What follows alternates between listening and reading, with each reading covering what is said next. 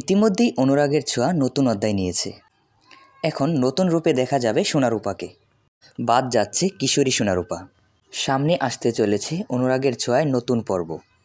তবে অনেকেই জানতে চেয়েছেন নতুন সোনারূপা হিসেবে কাদেরকে নেওয়া হলো। এখানে আমরা নতুন সোনার চরিত্রে দেখতে পাব অভিনেত্রী নিশা পোদ্দারকে, যাকে এর আগে অসংখ্য জনপ্রিয় ধারাবাহিকে অভিনয় করতে দেখা গিয়েছে। রাশি, জানি দেখা হবে, আমার দুর্গা, অর্ধাঙ্গিনী, প্রথমা কাদম্বিনী সহ সর্বশেষ দেবী ধারাবাহিকে দেখা গিয়েছিল। এবার নিশা পোদ্দারকে দেখা যাবে অনুরাগের ছোঁয়ায় সোনার ভূমিকায়। আর রূপার চরিত্রে দেখা যাবে নবাগত অভিনেত্রী সংহতি ব্যানার্জিকে, যাকে এর আগে কোনো ধারাবাহিকে দেখা যায়নি। তবে তাকে এর আগে অনেক মডেলিং শোতে দেখা গিয়েছিল।